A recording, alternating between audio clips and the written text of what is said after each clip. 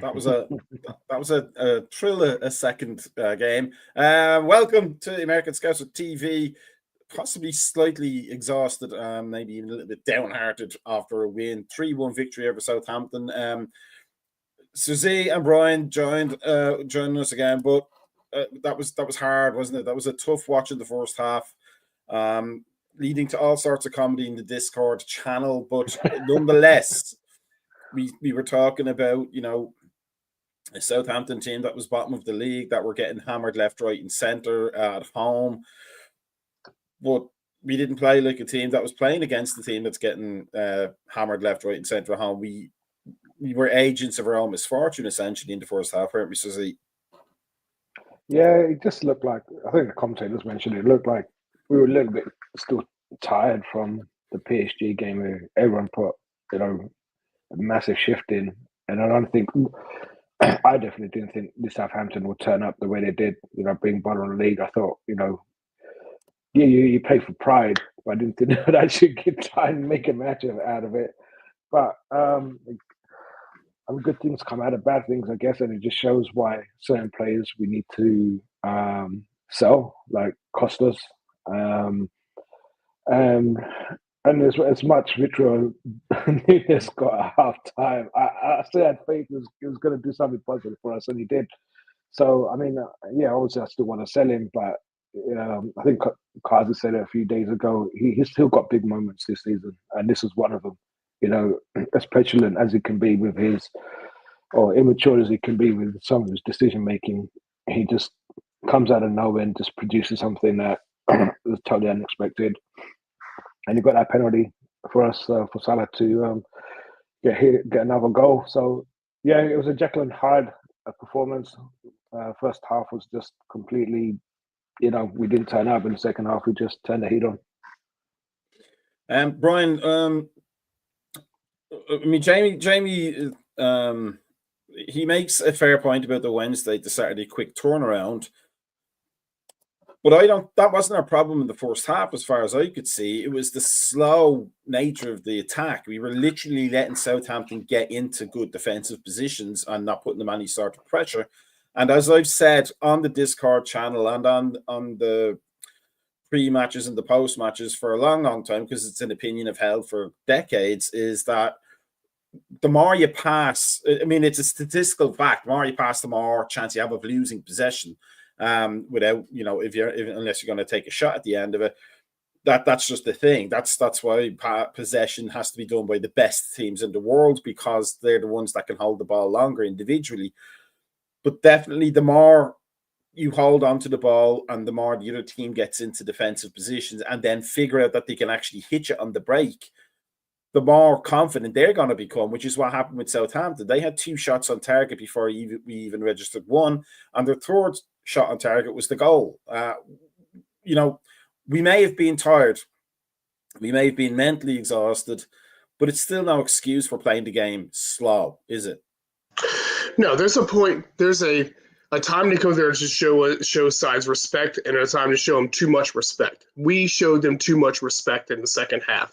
I think, and you can see when we came on, we became more direct of how much everything opened up. So, by coming there and going back and looking for the perfect pass, it's the same complaint that we had about Brendan Rodgers at one point, and also that with trying to come there and find the perfect moment, the perfect pass, the perfect things like that.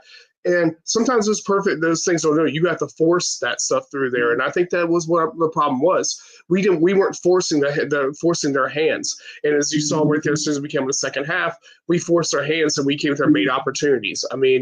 Harvey in those first 5 minutes right there already had 3 impact plays in that second half, because he was being direct. And so, and that's something that we normally have seen from Szoboszlai is his directness right there, but it just wasn't really there at that point. And I also think that, to appease the argument that was on Discord too a little bit, Jones does slow play a lot. And I think at this point right there, I think that we did not need to slow the play, that we just need to go in and just put them to the sword. And I think that would have been a different aspect of the game right there if we would have came there and took and just actually pressured them and pressed them and went in that on them. Because you saw second half, we pressed them, and all of a sudden, guess what? They were done. But even still, like even talking about Jones being slow on the ball, we still continually played it back to the back four, Brian, didn't we? Which is not what we really needed to do. We needed to keep people around the forwards and put the Southampton defense under more pressure. But what we were doing, as you quite rightly pointed out, is it seemed like it was almost the Brendan Rodgers, Arsene Wenger.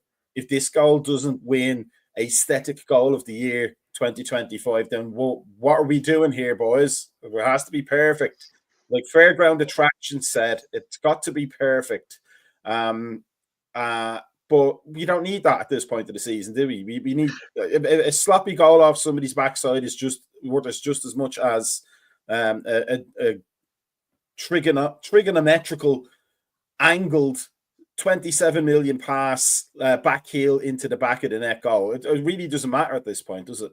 Yeah, I mean, honestly, right there. I mean, I think even in the pre-match, we all talked about we wanted to get this game killed off early, and then so we can make subs and basically get rest right there before Tuesday. And I think we kind of made up that first half. The first half, we made it a little bit harder to do that process. Yes, we had subs that came in in the second half, but those subs right there were subs to take control of the match again right there when we lost control for a point.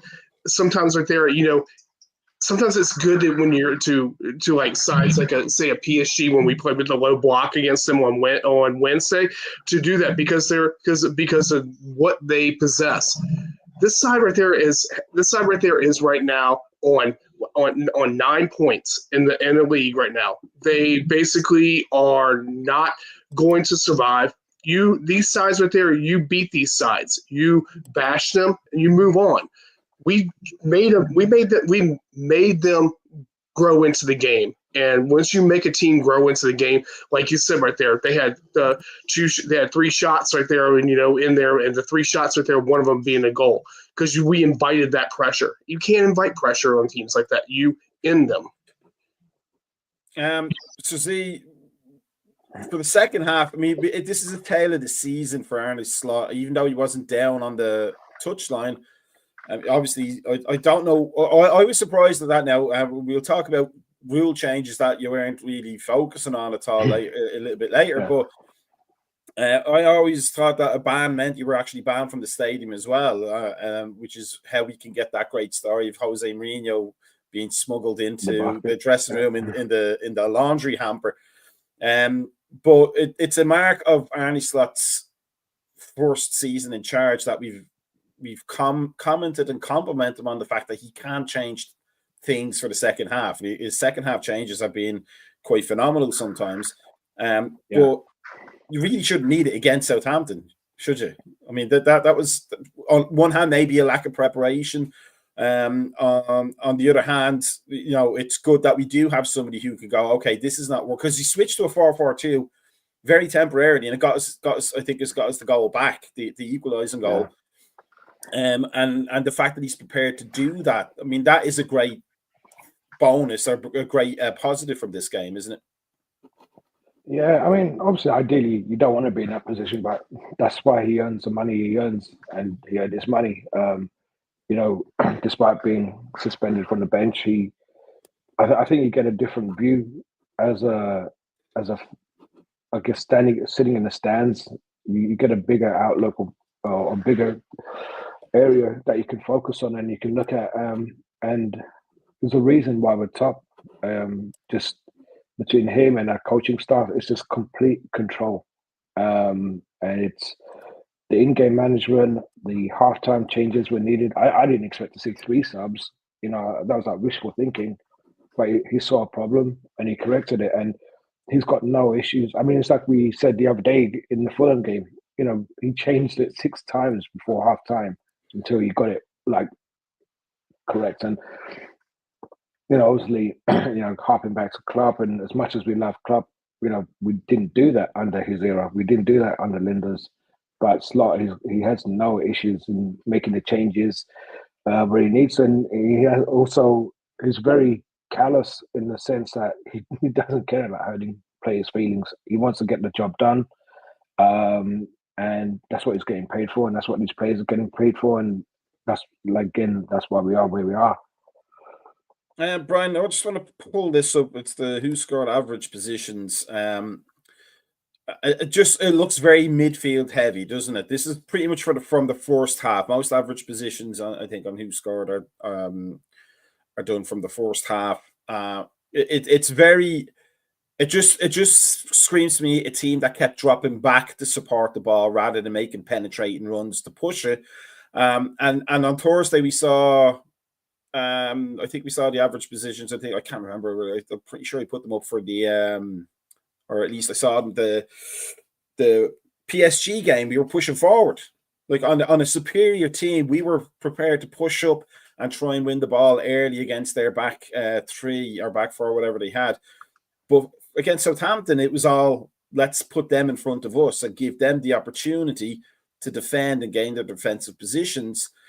Does that speak complacency to you? Is that really evidence that the players were taking this game a little bit too lightly? I mean, yes. I mean, and no. I think also I think that just seeing the players actually drop back, because I saw Nunez in the defending back behind Gravenberch like numerous times. I mean, at that, and I think that whether they were trying to reserve energy, I don't know what was going on with that right there, but I don't really think it was really complacent right there. I just think that it was a more of like I'm going to go in there and just let you run the ball, and then I'm going to go and hit you on the break kind of thing like that. It's almost like playing like an away, kind of like an away formation that you would, where you just absorb and hit people in counters and stuff like, and all that, where it was unnecessary. It was completely unnecessary to do that. I mean, we all talked about this the first half. Half these players right there are championship players. I mean, probably really most of that entire squad's a championship or League One players. I mean, so you treat them like that. I mean, that's what you have to do. I mean, it's all about taking control. You're 50 some points above them right now. You do that. You show that you're that dominant team. And I think that we tried to come out there and just sit back and sideways passing, all the stuff that that we criticized like the Henderson of. This whole side did the same thing. They sideways pass, and then nobody ever made any movement up front. And again, it's about just killing off games and stuff like that, and we lost that opportunity, I think. And I think that we had some people on the pitch a lot longer than what they should have been on the pitch. Now, speaking of one player that did get taken off, and is a huge source of controversy on the Discord channel, Darwin Núñez. He gets a goal, but he also nearly gets sent off, because I don't think a red card would not have been unjustified had he got sent off for that lash out. And this is the two ends of Núñez that we keep talking about, is that he can be fantastic, but he also can be like a moron and jeopardize the team. That's the thing that's frustrating about him, is that if he plays more like the player that got the goal, we all love him. But the fact is, in a game where we were struggling to gain a foothold, we could have lost our number 9 because he got a bit petulant. He's the eternal conundrum. But outside of the banter and all that on the Discord channel, Susie, there has to be a red line, hasn't there, with Darwin Núñez, where you go, that's it. Like, we've given you the chances and you're almost deliberately not taking them. If you score all the goals, we'll love you. We'll even take a few red cards here and there, as long as you're doing the business consistently for the job we've employed you for. But he doesn't do that. So that puts the microscope almost on those petulant instances, doesn't it? Yeah, it does. I mean, he reminds me of Collymore in that sense, where he's got all the talent in the world, and it's just such an enigma in an enigma. And personally, I don't think it was a red card challenge. And I think if it was that, it's a kick from behind. He was behind him and he did it and swiped his legs out. Yeah. I certainly wouldn't put an instant red card on it, but there are refs who would, is what I'm saying. Sure. And I think if you slow down the play and do all the rest of it, and you can see why he would get a red card. But if you look when go back to when Konate got his yellow against Wolves, and that obviously proved an issue for Slot where he had to take him off at half time. I don't think Slot was worried about Nunes getting a red card. I mean, I think he's probably worried about Tsimikas getting a red card more than Nunes. I think he kept Nunes on. I think he still had faith that he was going to do something, because out of all the attackers or out of all the players, he was the most positive running back, and the work rate that he was giving that he didn't give for two of them games where he got called out for. I mean, I think everyone's probably accepted that Nunes is leaving in the summer. I think Nunes probably accepts he's leaving in the summer, and so I guess it's just enjoying this ride now.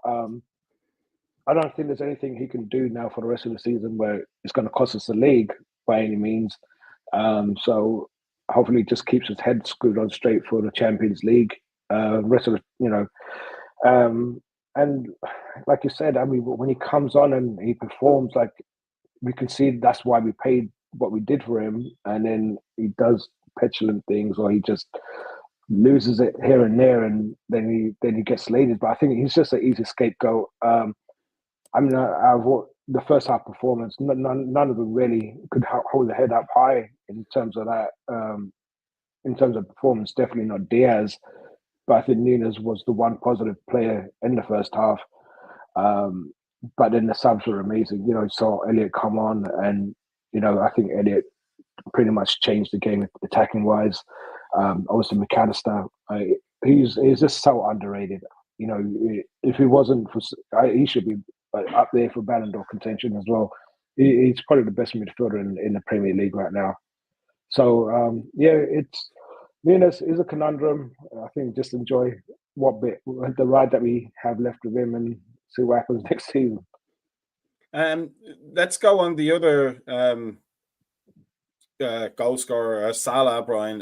He got two penalties, and the second penalty was, I'm pretty sure whoever was standing directly behind that was glad there was a net in the crowd. But nonetheless, his touch was a little bit off, and his touch was also off against PSG.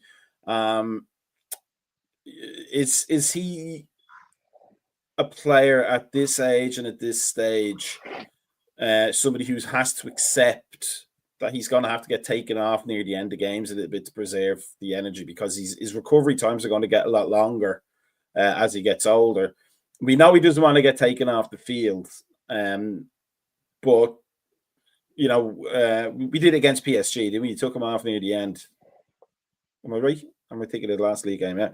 I didn't look happy, but at some point, to get the best out of Mo Salah, he's got to have to accept that he's not going to play 90 minutes every game, is he?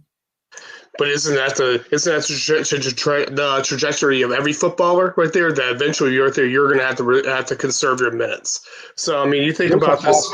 By the way, I mean he's playing fasting for the last couple of games. Yeah, exactly. Take that into account. But that especially should be a factor for an older player, shouldn't it? Not getting the energy, the food energy in before a game, and that was early as well, wasn't it, for them?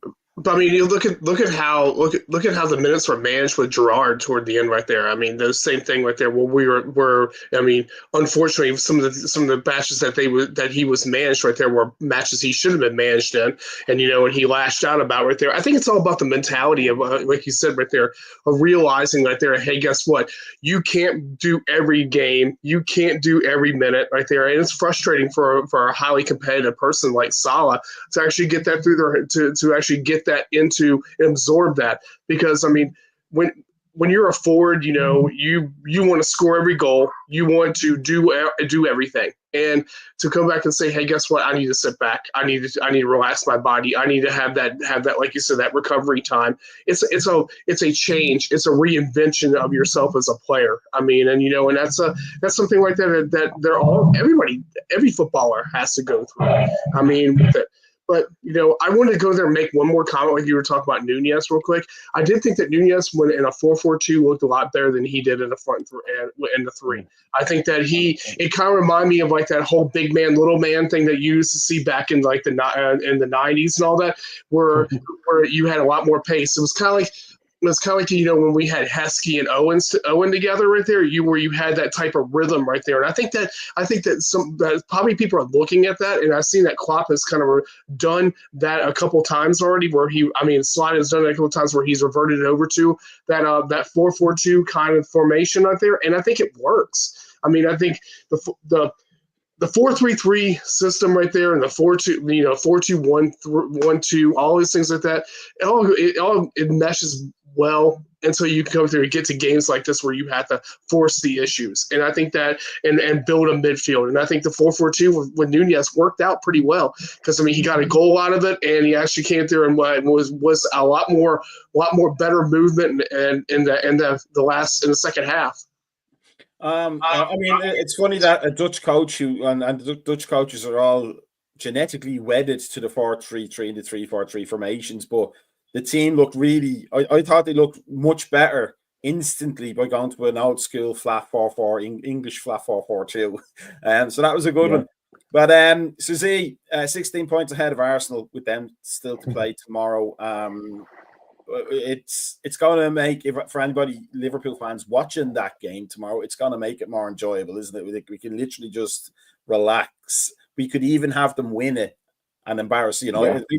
This is a no-win or no-lose situation for Liverpool fans tomorrow. Arsenal lose, it helps us. United lose, we get to laugh. But we can relax. That's the benefit of being 16 points ahead, isn't it? Yeah, it is. And yeah, I know, Arsenal got 2 games in hand, but still, we're 8 games ahead now. So was it 8? 8, yeah. It's all we can do is just keep winning, and we just keep putting the marker down. And I think, as Carson said in the pre-match, like Arsenal just need to go all in on the Champions League because they're not winning anything else this season. And just pretty much give up. There is for them, I guess there might be a fair they could drop out of the top 5. They're probably not thinking it, but it wouldn't surprise me. The way Forest keep getting points, City are just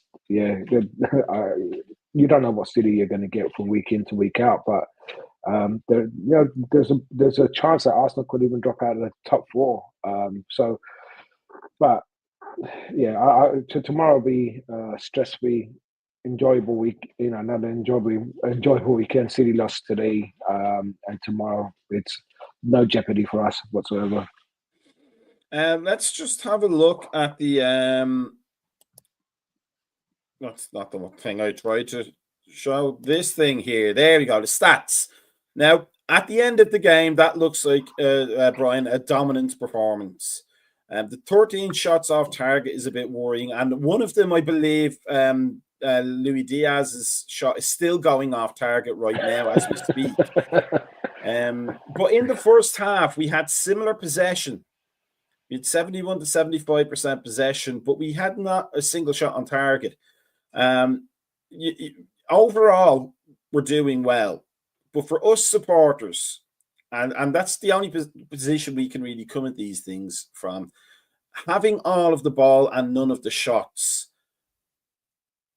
taken in isolation, is as bad as it would ever have been under Brendan Rodgers at its worst. And we've seen this before, and we've seen how that plays out. But we're so lucky to have a manager who can change it, whereas Brendan Rodgers couldn't and often wouldn't. We're so lucky that we have a manager who, even when he's sitting up in the stands behind Ricky Gervais, if anybody wants to look back, there's a guy that looked exactly like Ricky Gervais right in front of him. But we have a coach and staff that can be trusted to make, which we're going to talk about a little bit now after this bit, but a coach and staff that can be trusted to make the right decisions on the fly that Arne Slot can't make. We're in great hands, at least this season. We couldn't have looked out better with a manager who has the vision of the game that he has. Absolutely. I think if you think about, I think we had the conversation right there and on Thursday about about the PSG game, about whether that match would be won if Klopp was in charge there and all that. And I think that Klopp, much like how Brendan Rodgers was, did not have the ability to change the game right there and switch tactics as much right there. Where I think that Slot right there is a pretty, I mean, and no knock on Klopp, I mean, or Rodgers right there for their accomplishments right there. But if you look at Slot right there, the Slot had, I mean, changing a couple players, changing your formation, changing all this stuff like that. I mean, you don't have people that are tacticians like that. I mean, I know we criticized Benitez so many times right there about, you know, the tinkering that he did right there with the sides and all that. But you know, you have to go out there and you have to enjoy watching this and being happy with that. With being able to go there and see a manager go there and say, hey, you know, this is wrong. Let me put this player right here and then change that. I'm seeing what they're doing and then change it. And I think the big competition, the big like talking points right now, like a lot of people are having, and I've heard in the world of football, is possession-based football dead. I mean, because if you watch the teams as like your cities and your Arsenal who play with more possession-based right there, a lot of those teams right there now are saying, okay, well, we figured this out, so now it's time to go in there and move on from that. And I think that the ability for a manager to adapt, like Slot does, is which makes him that much more valuable to us as a manager. I mean, I don't see Arteta going there and changing this. I don't see Pep going there and changing himself in the middle of a match. Talking about adapting, Sir Z, I haven't adapted to the new rules, so I wasn't, and this is how little time I have during the day and during the weeks, apart from what I do on the podcast from work and stuff like that, that I didn't keep up with any of the changes. But apparently, if one team has a concussion sub, the other team gets an extra sub also. And we saw that today as we were all scratching our heads as to why a sixth sub was going on and whether we were going to lose points. But apparently, if they get a concussion sub, we get an extra sub on top of it. I'm not sure if that. With the amount of subs, with 3 subs, I could understand that, but with 5 subs, I'm not entirely sure, and that's not going to get loopholed in the next year or two. But we hadn't seen it apparently this season in the league, and we got to see it today.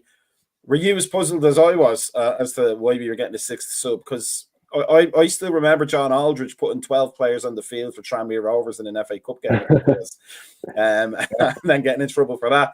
But yeah, that was surprising, wasn't it? And fair play to the coaches for being on the ball about it, because apparently Salah wasn't on the ball about it. Yeah. I think that was the first point of the game I actually lost my head. I was like, what are you doing? Like, how amateur can you get? Like, seriously. I'm like, and then I was like, questioning myself, like, wait, what players actually came on? And it was like 6, sure enough. Like, I thought, oh my God, we're going to lose like 3 or 6 points. This is how we're going to lose the league because that's something stupid like this. And then, Brian, seriously, if I could kiss someone's bald head, it would be his. Like, when he came out with that, I'm like, okay, I didn't even know that was a rule. Especially, for our coaching, it just shows how much detail our coaching staff go into. So the fact that, even mid-game, they know the rule, and they, even some of the players don't even know the rule. And, for sure enough, people like Darwin Núñez probably wouldn't have known that we had 6 subs. So it's, again, it just shows why we are where we are, from head coach down to, the assistants. Like, they know what they're doing, and it's great to see.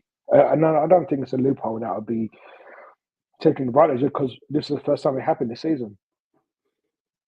So either everyone else that they're unaware of it, or they just like, they just look over it and forget that it's there. But credit to our coaching team. No, what I was saying though is that there's always coaches and clubs that look for loopholes in new rule changes. Like that's what I'm saying. Like, within the next year or two, somebody's going to figure out a way to create a loophole around it. But Jamie makes a point here, Brian. It makes complete sense, as it will be an unfair advantage. But I can't understand how, because we don't give extra subs if somebody comes off with an ACL injury. What makes concussion so special? It's an injury. Like, why does it have to be an extra sub? Why can't it just be an injury. I think it goes back Like, to, I had a second part to that. I didn't mean to step on you there, but what I'm saying is my idea way back when would have been to have a temporary sub so that a player can come off to be assessed for concussion, and then after that, if they weren't concussed, you can put them back on, and that temporary sub comes off, so nobody loses any advantage there. You're not playing with 10 men, for a long time. But in terms of actually subbing a player off for a concussion, why is that treated any differently than a broken leg or a pulled hamstring in terms of number of subs? I mean, I see your point right there. I mean, definitely. I think that they got so bad with it, with the fear of concussions and and the after effects right there with players right there of just suddenly going there and actually having more serious, like almost death-like situations with concussion rules. And I think it's going on really across the entire board right there of all sports right there with concussions right there. But I mean, I see your point right there. But if you're going to allow, I also see Jamie's point. But if you're going to allow a team to go out there and make that sub, then you should be able to allow another sub for the other team right there to even it out. But I do think that it goes back to the call, like you were hearing from the governing bodies of sport, with going back to the sin bin, temporary sub thing that they were talking about right there over the past year or so right there, with especially with the with doing away with having the orange card basis, that they were talking about, where you pull a player like that because it's a foul, but it's not serious enough foul to be a red card, stuff like that right there, And I can see an injury being in that same situation where you pull them out temporarily, come there and have them like a power advantage right there. Then, okay, if that doesn't work right there, then you able to have that player come back in to make the sides level up. I mean, I could definitely see that being coming into the future, because you see that like basically in most sports now right there, where they temporarily pull a player off right there. You see it in hockey. I mean, they pull players off and and then basically say, okay, well, this player right there not going to make it and be able to make that advantage, take advantage from being back level off. But I mean, I think that the concussions and ACLs are in like two different ballparks too, right there. I mean, because a concussion right there, it's like a silent killer in a way right there, because you can basically get hit in the head. Next thing you know, right there, you're in a coma, you're bleeding, blame breeds and stuff like that. So I mean, But my question is, why does that alter how many subs you get to use? That's my puzzlement is. But then it goes back to the same thing. Well, it goes back to the same thing. Why are we still on COVID rules for subs too? I mean, it's the same thing. Why are we still on 5 subs right there when we had 3 subs? I mean, it's a whole bunch. What I'm saying though, I think with the temporary subs. But what I'm saying though is, we have 5 subs. If you lose a player to an ACL, you don't get to add a 6th sub for that. Yeah. What makes concussion so special as an injury that you get an extra sub?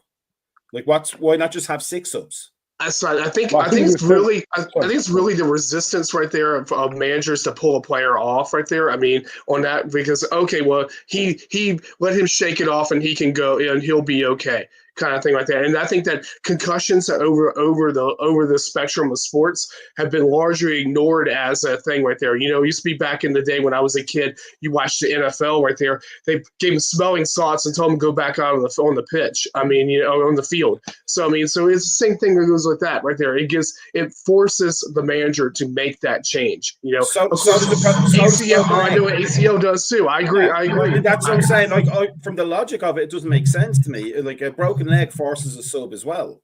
Yes, I agree. I mean, I just don't get the logic of the extra sub. It just allows clubs to run down the clock more. I don't think the temporary sub thing is a solution. And I think you see managers like Arteta use it for their advantage and to run down the clock and so forth. But yeah, you're right. I don't understand. I don't understand what the difference is between taking a player off for concussion and then a broken leg. But I guess a broken leg, it's not always easy to ascertain than a concussion. Like, you have to get a player off immediately with a concussion. But like Jamie Carragher, he tried to carry on playing a game with a broken leg. He didn't know his leg was broken. So I think maybe that's the reason why. I mean, what happens if you raise a Brillo pad Just This rub seems a like Brillo a pad on it. this seems like a room 433 discussion. Yeah, we have to think about this one for Thursday night. I mean, it's just puzzling, you know, when you see it for the first time, it's just puzzling to see a new rule in effect like that. But yeah, it's an interesting topic. But for me, I just don't get the logic of having the sixth sub when there's already 5 available, and you know, one game-ending injury is the same as another game-ending injury for the subs perspective from the numbers. Definitely not for the player. I'm all aboard getting concussions early assessed and treated properly, because it hasn't been for a long time. But nevertheless, that's a topic that I'm sure come back to for a while. But at least we've made history in the Premier League, being involved in the first game that had it, and then puzzled all of us as to why Kwanzaa, number one, Kwanzaa getting on, and number 2, Chiesa not. Poor bloke. And I can just imagine all the Arsenal fans are like, yes, they've got 6 they strikes. probably thought they're breaking the rules. But even more importantly, the United fans probably weren't on that. They don't even have a skin in the game. Like, that's what I was about to say right there. Every other rival supporter right now saying they cheated, that Liverpool cheated. I'm just waiting to hear it. But you know, I mean, it was interesting to see. But it's a fascinating topic. And I'm sure for at least for Thursday we'll come back to that as well.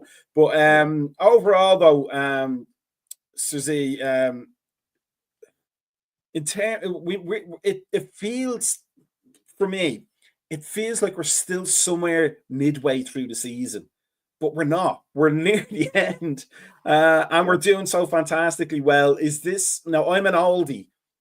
I've been supporting Liverpool since like the beginning of the 80s. So I've seen the bad times. So is there a certain amount of residual PTSD, panic from the 90s, etc., that you just can't quite believe that we might equal the United League record or overtake it with, you know, or overtake it by a good few over the next few years? Like there seems to be like a heebie-jeebies feeling about how well we're doing at this point, and you're just still waiting for it to fall apart. Not anymore.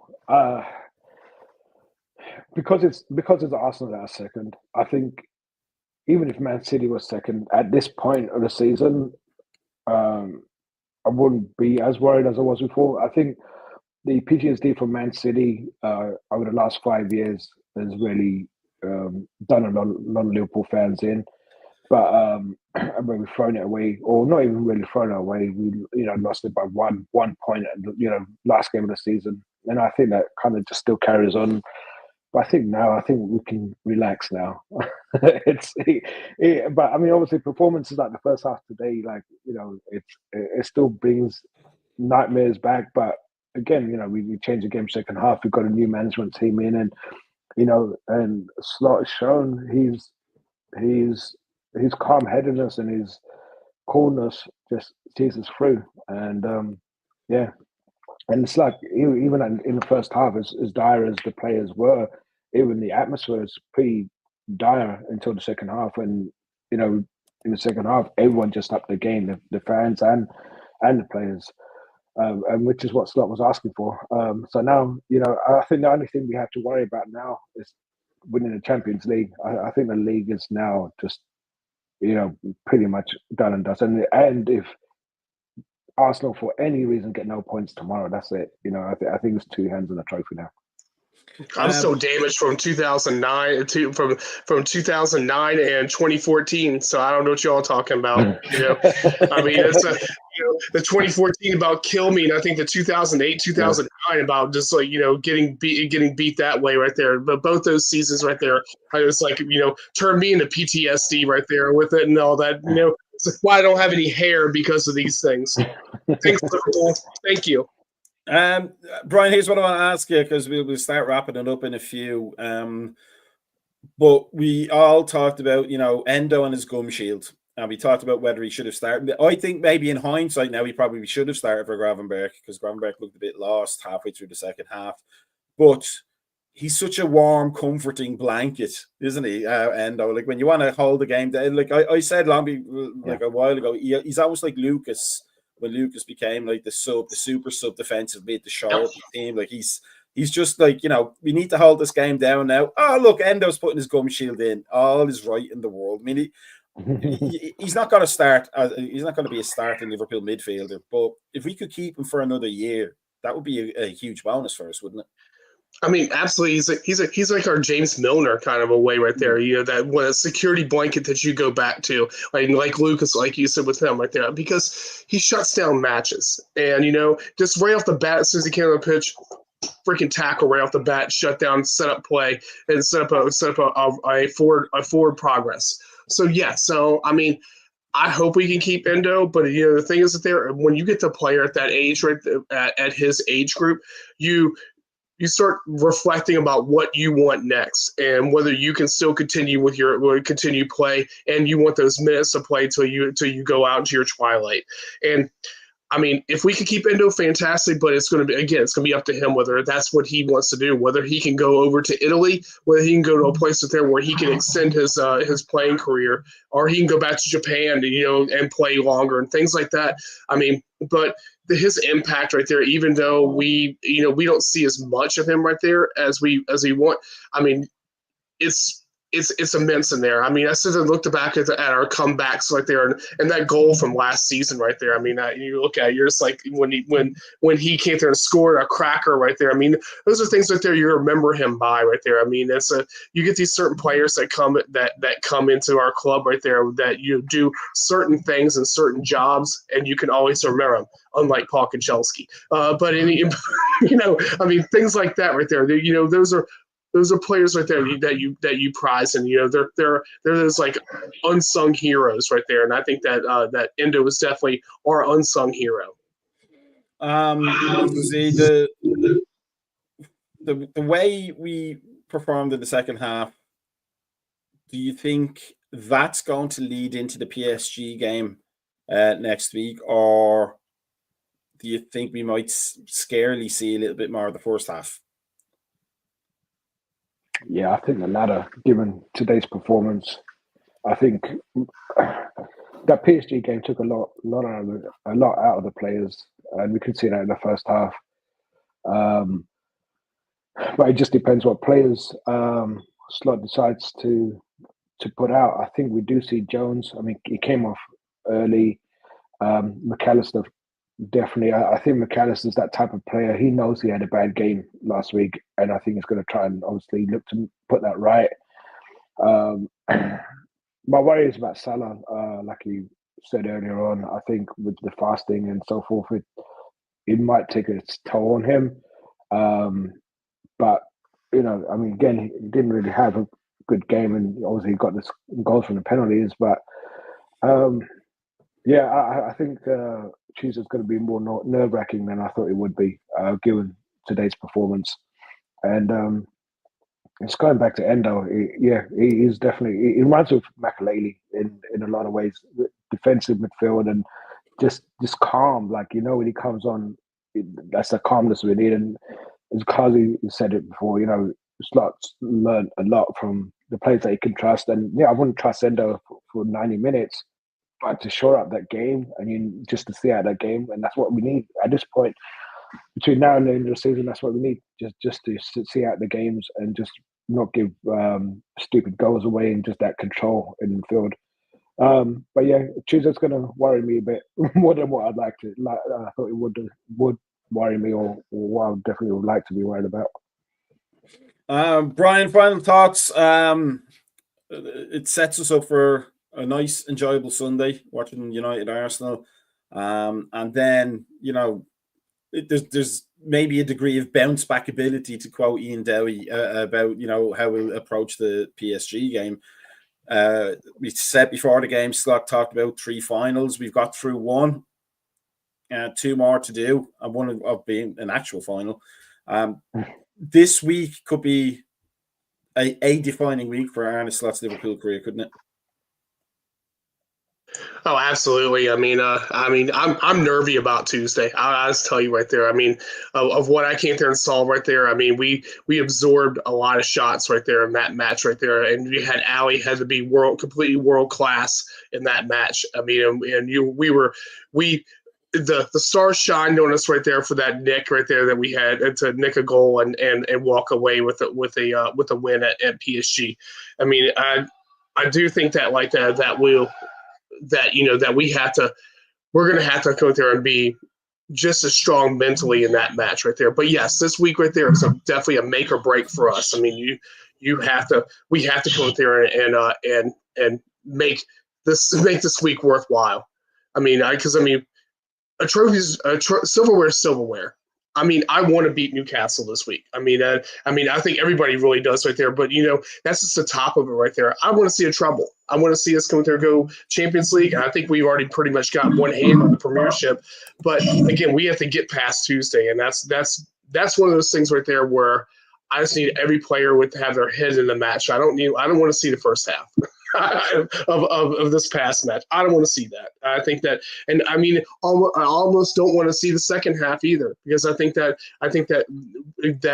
going in a speed for speed match against PSG might not be a smart option anyway. It's going to be a lot of tactics. It'll be a lot of tactics on Tuesday.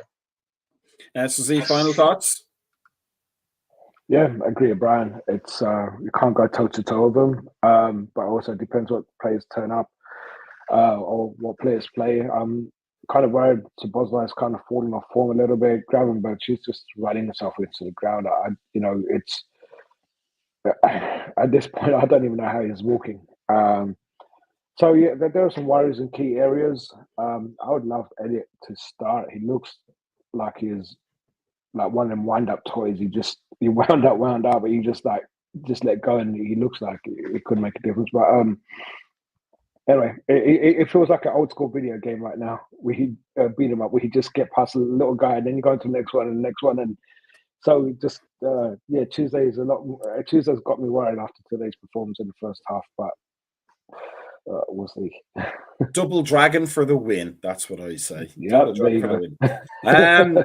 So with that being said, we'll wrap it up and get on with our weekends, and we'll enjoy Manchester United and Arsenal tomorrow. There will be a watch along, I believe. Stay tuned for that.